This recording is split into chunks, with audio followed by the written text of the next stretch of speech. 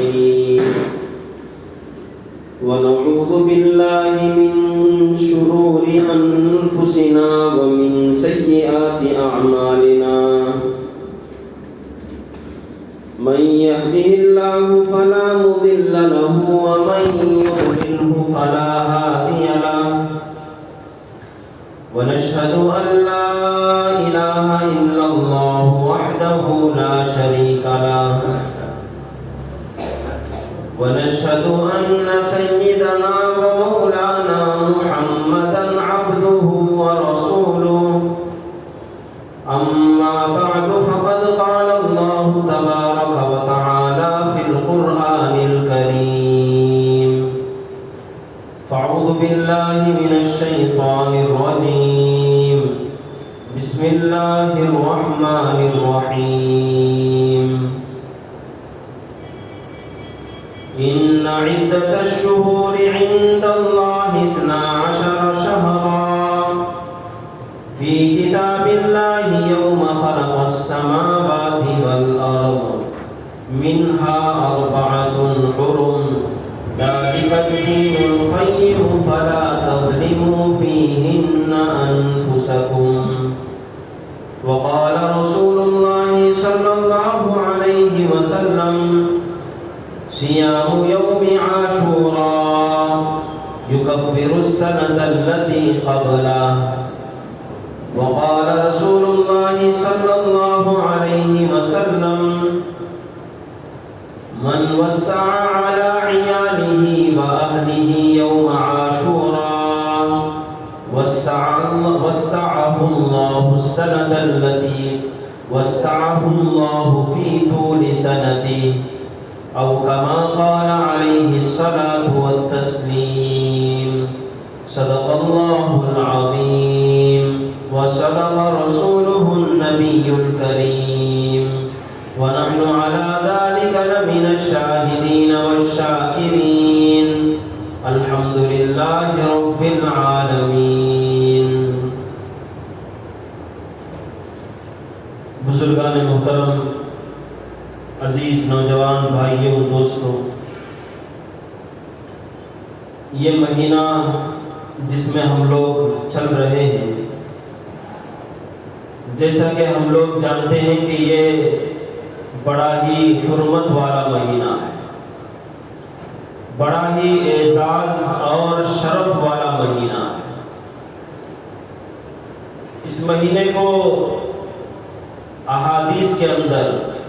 اور خود قرآن پاک کے اندر شہر حرام بتایا گیا ہے۔ حرام کے ایک معنی تو اردو میں ہے کہ جو چیز کرنا منع ہو، جس چیز سے بچنا ضروری ہو، اس کو کہتے ہیں حرام۔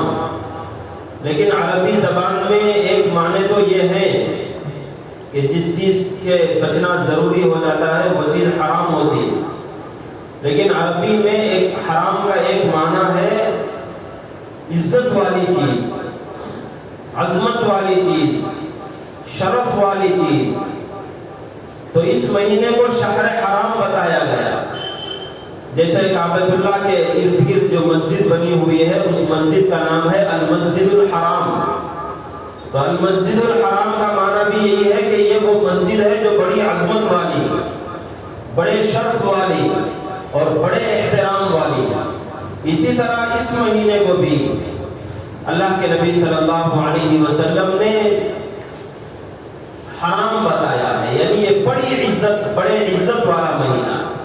یعنی مہینے کو بڑا احترام والا مہینہ، بڑے ہی شرف والا مہینہ۔ اور ایک جگہ اللہ کے نبی صلی اللہ علیہ وسلم نے اللہ کی طرف منسوب کرتے ہوئے فرمایا کہ یہ مہینہ شہر اللہ المحرم ہے، یعنی یہ اللہ کا مہینہ ہے۔ جس طرح کسی چیز کی نسبت اللہ کی طرف کر دی جاتی ہے تو اس کی قدر و قیمت کے اندر، اس کے مقام اور مرتبے اور منزلت کے اندر بہت ہی بلندی آ جاتی ہے، اسی طرح اس مہینے کو اللہ کے نبی صلی اللہ علیہ وسلم نے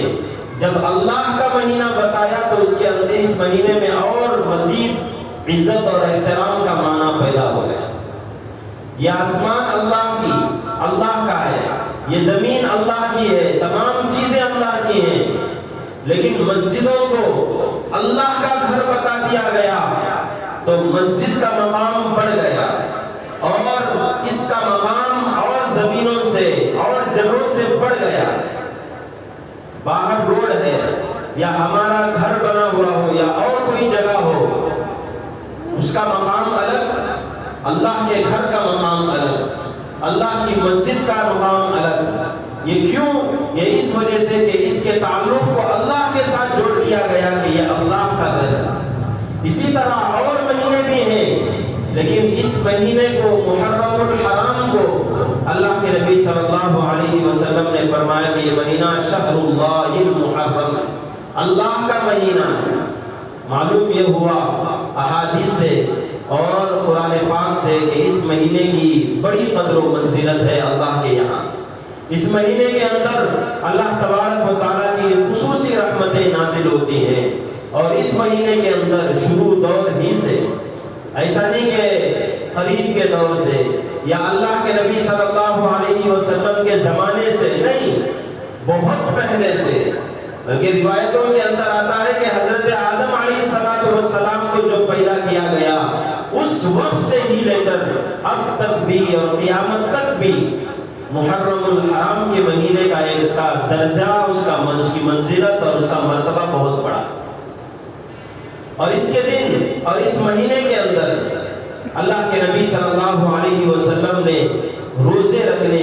اور روزوں کا اہتمام کرنے کے بارے میں توجہ دلائی، اور بعض روایتوں کے اندر آتا ہے حضرت عائشہ صدیقہ رضی اللہ تعالی عنہا فرماتی ہیں کہ جب اللہ کے نبی صلی اللہ علیہ وسلم مکہ مکرمہ میں تھے ہجرت سے پہلے، تو اس وقت امت مسلمہ پر، ہم لوگوں پر ابھی رمضان کے روزے فرض نہیں ہوئے تھے، اس وقت صرف ایک روزہ فرض تھا، اور وہ محرم کی 10ویں تاریخ کو روزہ رکھنا فرض تھا۔ اللہ کے نبی صلی اللہ علیہ وسلم ابھی ہجرت نہیں کی ہے، لیکن اس سے پہلے 10ویں تاریخ کو روزہ رکھنا فرض تھا۔ حضرت عائشہ صدیقہ رضی اللہ عنہا فرماتی ہیں کہ چونکہ چاند کی تاریخ آخر موڑ تک معلوم نہیں ہوتی، آخر وقت تک معلوم نہیں ہوتی، جب چاند طلوع ہوا اس وقت معلوم ہوتا ہے کہ یہ مہینہ شروع ہوا ہے۔ اللہ کے نبی صلی اللہ علیہ وسلم مکہ مکرمہ میں جب یہ روزہ فرض تھا 10ویں تاریخ کا، روایتوں کے اندر آتا ہے کہ اس چاند کو دیکھنے کے لیے اور تاریخ کو جاننے کے لیے اتنا زیادہ اہتمام کرتے تھے، اتنا زیادہ اہتمام کرتے تھے کہ اور مہینوں یا اور چاندوں کے بارے میں اتنا زیادہ اہتمام نہیں کرتے تھے، اس لیے کہ اس کا روزہ فرض تھا۔ بعد میں جب اللہ کے نبی صلی اللہ علیہ وسلم مدینہ منورہ آئے، مدینہ منورہ آنے کے بعد بلکہ بالکل آخر دور ہی میں مکہ مکرمہ میں کچھ آثار بتا دیے گئے۔ بعد میں جب ہجرت ہوئی، اللہ کے نبی صلی اللہ علیہ وسلم پر یہ وحی نازل کی گئی کہ اب رمضان المبارک کا پورا مہینہ امت محمدیہ علیہ السلام پر فرض کر دیا گیا۔ تو اللہ کے نبی نے اعلان کیا، اعلان کرنے کے بعد یہ کہا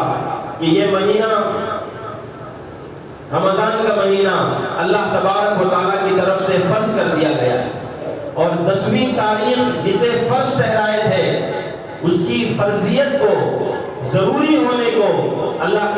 تبارک و تعالیٰ نے ختم کر دیا ہے۔ اب اگر اس دن میں کوئی روزہ رکھنا چاہے تو روزہ رکھ سکتا ہے، روزہ رکھنا اس کے اوپر ضروری اور فرض نہیں۔ تو اس طرح جو فرض ہونے کی جو بات تھی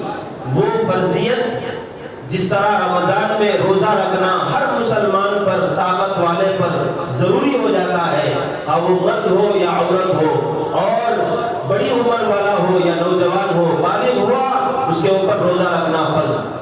اس طرح اس مہینے کے 10ویں تاریخ کو روزہ رکھنا ایک زمانے میں فرض رہا۔ پھر جب اللہ کے نبی صلی اللہ علیہ وسلم مکہ مکرمہ سے ہجرت کرنے کے بعد مدینہ منورہ تشریف لائے، تو اس سلسلے میں بھی روایتوں کے اندر ملتا ہے کہ اللہ کے نبی صلی اللہ علیہ وسلم نے دیکھا کہ مدینہ والے بھی یا جو یہودی لوگ ہیں وہ بھی اس دن میں روزہ رکھتے ہیں۔ جب تک مکے میں تھے تو یہودیوں سے زیادہ واسطہ نہیں پڑتا تھا، بلکہ کوئی واسطہ نہیں تھا۔ مکہ مکرمہ کے اندر اللہ کے نبی صلی اللہ علیہ وسلم کا سامنا یا فیس ٹو فیس جو لوگ تھے وہ صرف مشرکین تھے، بت پرست قوم تھی، اس کے علاوہ اور دوسری قوم مکہ مکرمہ میں نہیں رہتی تھی۔ جب اللہ کے نبی مدینہ منورہ تشریف لائے تو مدینہ منورہ میں دیکھتے ہیں کہ یہودی لوگ، جوس جن کو کہتے ہیں، وہ لوگ روزہ رکھ رہے ہیں۔ اللہ کے نبی صلی اللہ علیہ وسلم کو تعجب ہوا کہ یہ لوگ کیوں روزہ رکھ رہے ہیں؟ تو ان کے جو بڑے عالم تھے ان کو بلا کر پوچھا کہ بھائی تم محرم کی 10ویں تاریخ کو کیوں روزہ رکھتے ہو؟ تو یہودیوں نے بتایا کہ محرم کی 10ویں تاریخ وہ تاریخ ہے کہ جس میں اللہ تبارک و تعالیٰ نے اپنے جلیل القدر پیغمبر حضرت موسیٰ علیہ نبینا و علیہ السلام کو فرعون سے اور اس کے ظالم لشکر سے نجات دلائی تھی۔ تو ہم لوگ موسیٰ علیہ السلام کو ماننے والے، ہماری قومیت بنی اسرائیل کی، بنی اسرائیل کو اللہ تبارک و تعالیٰ نے فرعون جیسے ظالم بادشاہ سے نجات عطا فرمائی، اس کے شکرانے میں ہم لوگ روزہ رکھتے ہیں۔ یہودیوں کی طرف سے یہ بات آئی، اللہ کے نبی صلی اللہ علیہ وسلم نے فرمایا کہ حضرت موسیٰ علیہ السلام کی جو صحیح تعلیمات تھیں، ان تعلیمات کو تمہارے سے زیادہ ہم لوگ جانتے ہیں، ہم لوگ عمل کرتے ہیں۔ موسیٰ علیہ السلام جو کتاب توریت کی شکل میں لے کر آئے، اللہ تبارک و تعالیٰ نے جو کتاب انہیں عطا فرمائی اس کو تو تم نے بدل دیا اور اس کے کچھ فیصلوں کو آگے پیچھے کر دیا، ضروری کو غیر ضروری کر دیا، حلال کو حرام، حرام کو حلال بتا دیا۔ لیکن ہم حضرت موسیٰ علیہ السلام کی صحیح تعلیمات کو جانتے ہیں اور حضرت موسیٰ علیہ السلام کی ہدایات سے ہم لوگ واقف ہیں۔ جتنا ہم حضرت موسیٰ کو جانتے ہیں، جتنا ہم حضرت موسیٰ علیہ السلام کے احکامات پر عمل کرتے ہیں، اتنا تم بھی نہیں کرتے۔ تو تمہارے سے زیادہ حقدار ہم ہیں کہ ہم اس دن میں روزہ رکھیں۔ بعد میں اللہ کے نبی صلی اللہ علیہ وسلم کو یہ بتا دیا گیا کہ یہ روزہ اللہ کے نبی، اللہ تبارک و تعالیٰ نے اس کے فرض ہونے کے تو ختم کر دیا، البتہ اس دن روزہ رکھنے پر بڑے اجر کی بات اللہ تبارک و تعالیٰ کی طرف سے آئی۔ چنانچہ اللہ کے نبی صلی اللہ علیہ وسلم نے لوگوں کو جمع کر کے اعلان فرمایا کہ اس دن اللہ تبارک و تعالیٰ نے بتایا ہے، وحی کی ہے کہ صیام یوم عاشوراء، محرم کی 10ویں تاریخ کو، 10ویں دن کو جو آدمی روزہ رکھتا ہے، اللہ کے نبی نے فرمایا یکفر السنۃ التي قبلہ، اللہ تبارک و تعالیٰ ایک سال کے پورے گناہ، جتنے صغیرہ گناہ ہوتے ہیں، ان تمام صغیرہ چھوٹے چھوٹے گناہوں کو ایک روزہ رکھنے پر اللہ تبارک و تعالیٰ معاف کر دیتے ہیں، ایک روزہ معاف کر دیتے ہیں۔ لہٰذا اللہ کے نبی صلی اللہ علیہ وسلم مدینہ منورہ آنے کے بعد اپنی پوری زندگی وہ ایک دن 10ویں محرم کو روزہ رکھا کرتے تھے۔ جب مکہ مکرمہ میں تھے تو اس وقت امت مسلمہ پر فرض تھا روزہ رکھنا، جب مدینہ منورہ آئے تو بعد میں اللہ کے نبی صلی اللہ علیہ وسلم نے مستحب سمجھ کر یا سنت سمجھ کر روزہ رکھنا شروع کر دیے تھے۔ اور اس وقت اللہ کے نبی صلی اللہ علیہ وسلم کا یہ معمول تھا کہ کسی پرانے حکم کے بارے میں جب تک اللہ تبارک و تعالیٰ کی طرف سے صاف صاف کوئی بات نہیں آتی، اس وقت تک اللہ کے نبی صلی اللہ علیہ وسلم کا معمول یہ تھا کہ پچھلے پیغمبر جو کیا کرتے تھے ان چیزوں کو دیکھ کر کرتے تھے۔ اللہ کے نبی صلی اللہ علیہ وسلم کا معمول تھا کہ کوئی نیا حکم ابھی نازل نہیں ہوا، اللہ تبارک و تعالیٰ نے بتایا نہیں، تو پچھلے پیغمبر جو کیا کرتے تھے اسی کی اتباع میں آپ صلی اللہ علیہ وسلم کرتے تھے۔ بعد میں جب نیا حکم نازل ہو جاتا تو اس حکم کو چھوڑ کر اللہ تبارک و تعالیٰ نے جو نیا حکم نازل فرمایا اس پر عمل کرتے تھے۔ اس کی ایک مثال دے دیتا ہوں، آسانی کے ساتھ سمجھ میں آ جائے گی۔ جب تک اللہ کے نبی صلی اللہ علیہ وسلم ہجرت نہیں کیے تھے، نماز فرض ہو گئی تھی، لیکن اللہ کے طرف سے قبلے کی طرف سے کوئی بات نہیں بتائی گئی تھی کہ قبلہ کعبے کو بنانا ہے یا کیا کرنا ہے۔ تو اللہ کے نبی صلی اللہ علیہ وسلم پچھلے پیغمبر پچھلے انبیاء جو گزرے ہیں ان کا قبلہ بیت المقدس تھا، تو اللہ کے نبی اسی بیت المقدس کی طرف رخ کر کے نماز پڑھتے تھے۔ مکہ مکرمہ میں رہتے ہوئے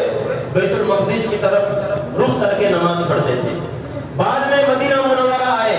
مدینہ منورہ آنے کے بعد دل تو یہی چاہتا تھا کہ کعبے کی طرف رخ کر کے نماز پڑھے، لیکن اللہ کی طرف سے کوئی نیا حکم نہیں آیا۔ اس وجہ سے اللہ کے نبی کا معمول تھا کہ تقریباً 16-17 مہینے مدینہ منورہ میں رہتے ہوئے بھی آپ صلی اللہ علیہ وسلم نے بیت المقدس کی طرف رخ کر کے نماز پڑھا۔ بعد میں اللہ تبارک و تعالیٰ کی طرف سے یہ حکم آ گیا اور نماز کی حالت میں یہ وحی نازل ہوئی، تو بیت المقدس کو چھوڑ کر کعبۃ اللہ کو آپ نے اپنا قبلہ بنا لیا۔ تو میں بتا رہا تھا کہ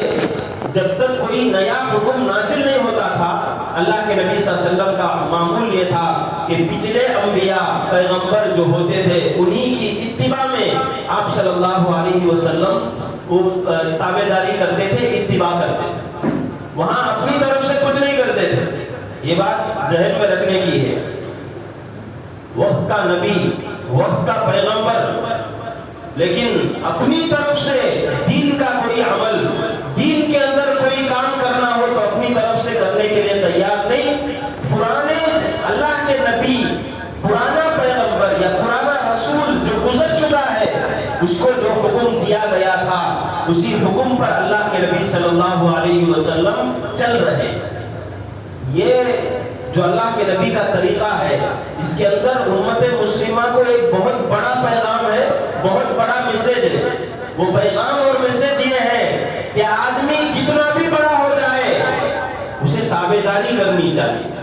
اسے اللہ کی تابع داری کرنی چاہیے، اسے رسول کی تابع داری کرنا چاہیے۔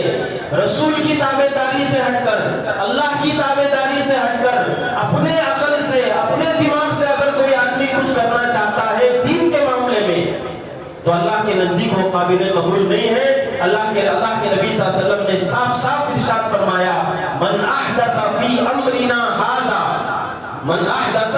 فی امرنا ھذا، ہمارے دین کے اندر اگر کوئی آدمی نیا کام شروع کر دیتا ہے فہو رد، تو وہ کام بھی مردود ہے اور وہ عمل بھی مردود ہے۔ اللہ کے نبی نے اپنے عمل سے کر کے دکھایا۔ نماز پڑھنی ہے، قبلے کی طرف سے کوئی حکم نازل نہیں ہوا، پچھلے انبیاء، پچھلے رسول، پچھلے پیغمبر جو آئے تھے ان کی اتباع میں آپ صلی اللہ علیہ وسلم نماز پڑھ رہے ہیں۔ ایسا نہیں سوچا اللہ کے نبی نے کہ بھئی مجھے اللہ تبارک و تعالیٰ نے ابھی حکم نہیں دیا، چلو میں کعبے کو قبلہ بنا کر اس طرف نماز پڑھتا ہوں، نہیں،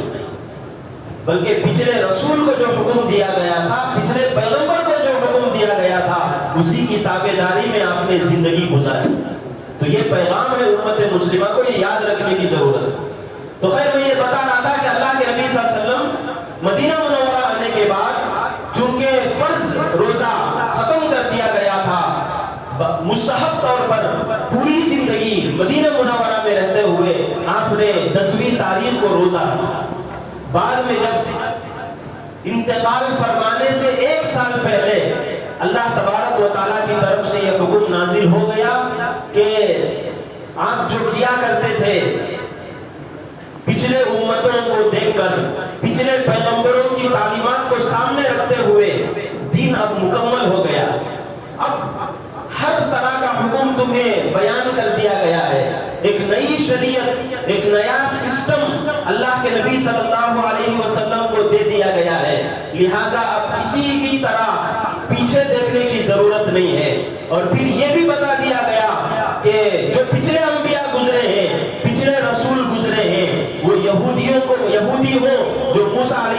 السلام کو ماننے والے ہوں، وہ عیسائی ہوں، حضرت عیسیٰ علیہ السلام کو ماننے والے ہوں، اگر وہ کچھ کام کرتے تھے میرے آنے کے بعد میرے اوپر ایمان لانا ان کو ضروری ہو گیا تھا۔ اگر وہ ایمان نہیں لا رہے ہیں تو اب ہمارے اور ان کے راستے دونوں الگ الگ صاف صاف ہو جانے چاہیے۔ نبی علیہ السلام کے آنے کے بعد پچھلے انبیاء جو کیا کرتے تھے تو ان کو مانوس کرنے کے لیے بھی اللہ کے نبی صلی اللہ علیہ وسلم یہ عمل کیا کرتے تھے، لیکن جب دین پورا ہو گیا، ہر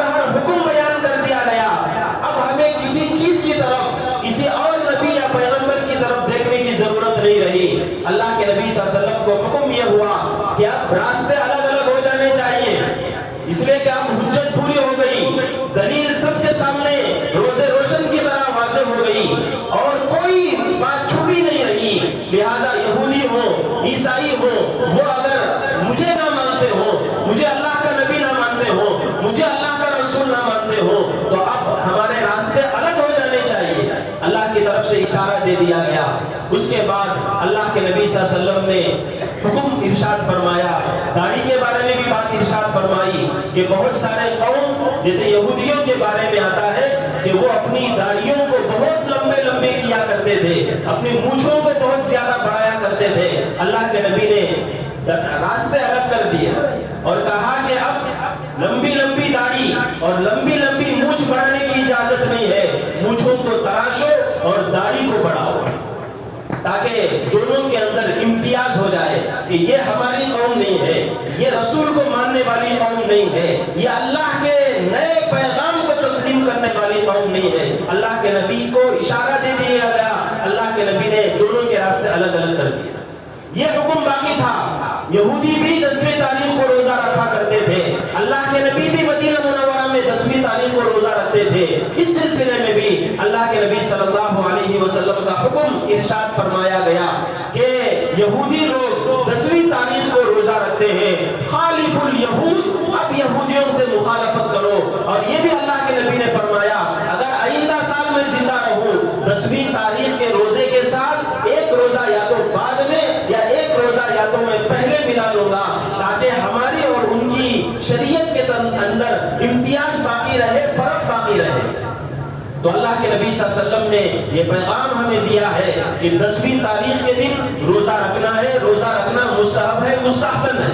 لیکن اس کے ساتھ ساتھ 9ویں تاریخ کا ایک روزہ ملا لینا چاہیے یا 10ویں تاریخ کا روزہ ملا لینا چاہیے، اس طرح روزہ رکھنا مستحب۔ اور جیسے کہ اس کی فضیلت اور اس کے تعلق سے اللہ کے نبی نے جو اجر و ثواب بیان کیا اس کو میں نے شروع میں بیان کیا تھا۔ اللہ کے نبی صلی اللہ علیہ وسلم نے فرمایا صیام یوم عاشوراء، عاشورے کے دن روزہ رکھنا یکفر السنۃ التی قبلہ، ایک سال پچھلے گناہوں کو معاف کر دیتا ہے، کفارہ ہو جاتا ہے۔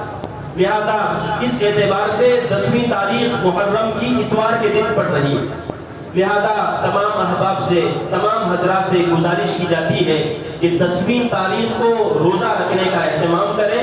اور 10ویں تاریخ کے ساتھ یا تو ہفتے کے دن کو ملا لیا کریں یا اتوار کے پیر کے دن کو ملا لیا کریں، یعنی 2 روزے رکھیں،